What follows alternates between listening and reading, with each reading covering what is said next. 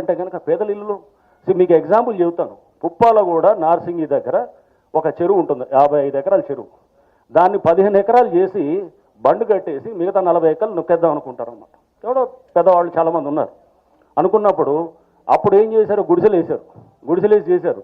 మేమేం చేసాం, ఇంతకుముందు అయితే వెళ్ళి కొలగొట్టేవాళ్ళం. ఫస్ట్ ఏం చేసాం, ఆ గుడిసెలు వేస్తే కనుక యూట్యూబ్ ఛానల్స్ 10 మందిని తీసుకెళ్ళి, మేము మొన్న అంటే ఏప్రిల్లో మేలో చేసినప్పుడు 10 మందిని తీసుకెళ్ళి యూట్యూబ్ ఛానల్స్ వాళ్ళకి చెప్పాం.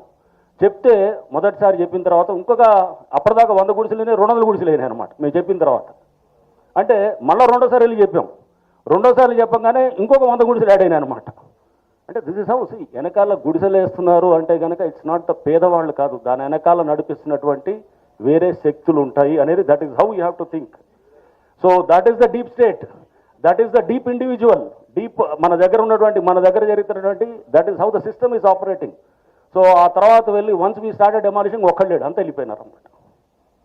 సో అంటే నేనేది అలానే ఎగ్జాంపుల్ మళ్ళీ రామాంతపూర్లో ఉన్నది చెరువు ఇప్పుడు తయారు చేస్తున్నాం. దాంట్లో 15-20 ఏళ్ళ నుంచి పాపం వాళ్ళు నల్గొండ జిల్లా దేవరకొండ నుంచి వచ్చిన గిరిజనులు వాళ్ళు చాలామంది వచ్చి వాళ్ళు అక్కడ పెట్టుకొని ఇల్లులు పెట్టారు. వాళ్ళు వచ్చి రిఫైన్ చేసినప్పుడు we went and search in the satellite దీంట్లో డేటాలో చూసాం. వాళ్ళ ఇల్లులు 15 ఏళ్ళు 20 ఏళ్ళ నుంచి ఉన్నాయి. వీ డిడ్ నాట్ టచ్, ఇప్పుడు ముట్టుకోలేదు వాళ్ళకి డబుల్ బెడ్రూమ్ ఇల్లులు ఇచ్చేదానికి పెట్టాము. అంటే నువ్వు ఎటువంటి వాడివి, నీ బ్యాక్గ్రౌండ్, నువ్వు నిజం జెన్యూనో కాదని చెక్ చేస్తాం ఫస్ట్. ఇది ఊరికనే ఏదో గుడిసెలు చూపించి నువ్వు చెరువు కబ్జాని కనుక లీగలైజ్ చేయాలనుకుంటున్నాడా, లేకపోతే కనుక జెన్యూన్గా వీళ్ళు పాపం ఇల్లులు లేక వాళ్ళంతా పేపర్లు ఎత్తుకునే వాళ్ళు ఇట్లాంటి వాళ్ళు అది తీసుకుని వాళ్ళందరికీ ఇప్పుడు 2 బెడ్రూమ్ హౌసెస్ వస్తాయి. అట్లానే సున్నం చెరువులో చేసాం. సున్నం చెరువులో కూడా same thing, we have done some demolitions. దాంట్లో వాళ్ళు వచ్చి చెరువు మధ్యలో పెట్టారు. దాన్ని పెట్టిన దాని వెనకాల బ్యాక్గ్రౌండ్ వాళ్ళకు కూడా ఇప్పుడు 2 బెడ్రూమ్ హౌసెస్ వస్తున్నాయి. ఎక్కడైతే జెన్యూన్గా ఉన్నారో వాళ్ళందరికీ కూడా డబుల్ బెడ్రూమ్ హౌసెస్ ప్రాసెస్ చేస్తున్నాం అనమాట.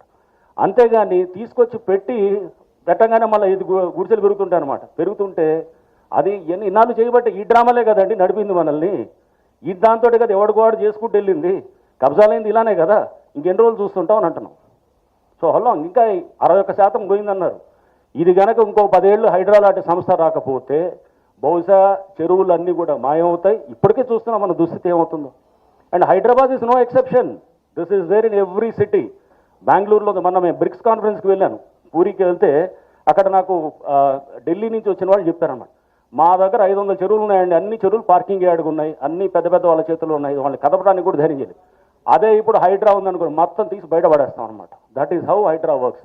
అండ్ దీంట్లో కొన్ని ఇబ్బందులు ఉంటాయి. నేననేది కొన్ని చోట్ల కొన్ని డీప్, ఇప్పుడు ఎన్కన్వెన్షన్ది అన్నారు, శరత్ గారు అన్నారు, ఎన్కన్వెన్షన్ది దాని మీద ఫైల్ అంతా రాసింది, అంతా డిమాలిష్ చేయాలని ఒక ఏళ్ల తరబడి నడిచింది. అంతా నడిచి ఏం జరిగింది దాంట్లో, ఏళ్ల తరబడి జరిగిన ఫైల్లో డిమాలిషన్, ప్రతి వాడు డిమాలిష్ చేయమంటాడు, స్పీకింగ్ ఆర్డర్ ఉంటుంది, షోకాజులు అన్నీ అయిపోయినాయి, అన్నీ అవుతుంది.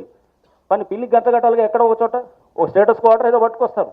సో ఎట్లా అంటే తీసుకొచ్చి దానికి అది చూపిస్తూ ఏదో చేస్తుంటారు. చేసినప్పుడు then we took a call. చెరువు ఇప్పుడు అక్కడ చూడండి అద్భుతమైన చెరువు వచ్చింది. ఆ చెరువు రావడంతో హైటెక్ సిటీ దగ్గర, మీరు సైబర్ టవర్స్ ఉంది కదా, హైటెక్ సిటీ దగ్గర ఇప్పుడు నీళ్ళ నిలవట్లేదు అక్కడ. ఇప్పుడు మనం చూసాం 9వ తారీఖు వచ్చిన వర్షానికి అతలకుతలమైంది. ఇదనే కాదు, ఒక పార్కులు లేవు, పిల్లలు ఆడుకోవడానికి ఒక స్పేస్ లేదు, పిల్లలంతా డిజిటల్ ఏది వాళ్ళంతా మనం డిజిటల్ ప్యాసిఫికేషన్, పిల్లలకి ఫోన్ ఇస్తాం, ఇంట్లో ఇచ్చి వాళ్ళ పెడతాం. అండ్ డిజిటల్ టాక్సిఫికేషన్ అంతా ప్రతివాడు పిల్లలకి అలవాటు అయిపోయింది. ఇప్పుడు బయటికి తీసుకురావాలి కదా, మంచి సమాజం నిర్మించాలంటే కనుక you need to have a big picture. తప్పులు జరగవని కాదు, హైడ్రా కూడా ఒక సంస్థ, దీంట్లో అందరూ పనిచేసేవాళ్ళు, మేము కూడా మానవ మాత్రమే, తప్పులు జరుగుతాయి. బట్ ఈ తప్పులు ఏది కూడా ఇంటెన్షనల్గా ఎక్కడ జరగవు, ఎక్కడైనా పొరపాట్లు 1-2 అవుతాయి. ఒక యుద్ధం చెప్తుంటారు కదా, యుద్ధం జరుగుతున్నప్పుడు కొంతమంది అవుతుంటుంది.